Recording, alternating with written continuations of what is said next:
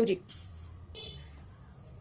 দই 2 কাপ সুজি, 1.5 কাপ মতো দই, জল, অল্প পরিমাণে নুন। এবার মিক্স করবো ভালো করে।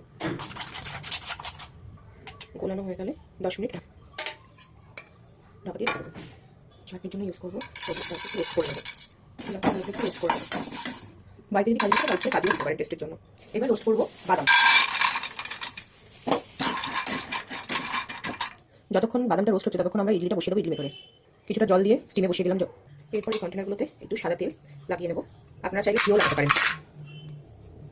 এই সেই ব্যাটারটা দেখুন কি সুন্দর মেল্ট হয়ে গেছে। এবার এর মধ্যে আমরা সামান্য ইনো মিশিয়ে দেবো,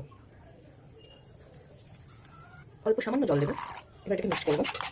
এরপর আমরা সঙ্গে সঙ্গে এই ব্যাটারটা ইডলি মেকারের মধ্যে অল্প অল্প করে দিয়ে দেবো।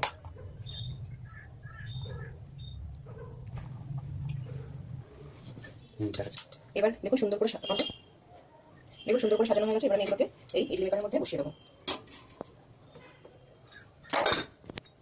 বসিয়ে দিলাম। এবার ঢাকনাটা লাগিয়ে দেবো 10 মিনিটের জন্য। স্টার্ট করো। 10 মিনিট পরে একবার টুথপিক দিয়ে দেখে নেবো মাঝখানটায় হয়েছে কিনা। যদি টুথপিকের গায়ে কিছু না লেগে থাকে তাহলে জানতে হবে যেটা হয়ে গেছে। এবার আমরা এটাকে নামিয়ে দেবো।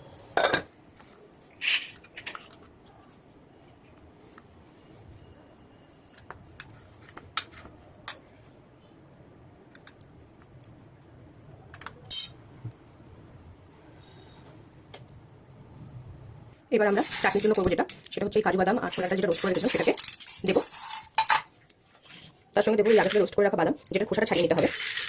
দিয়ে দেবো স্বাদ মতো নুন, 2 কাঁচা লঙ্কা। এবার মিক্সারে এটাকে একটু গুঁড়ো করে নেবো।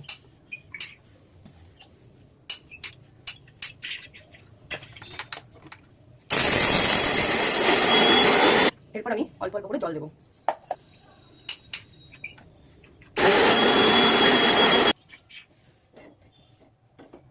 টমেটো দিয়ে দেবো সরষে তেল একটু, আপনার চাইলে নারকেল তেল ইউজ করতে পারেন।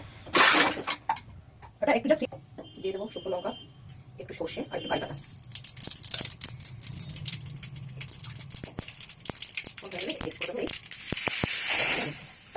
রেডি আমাদের ইডলি।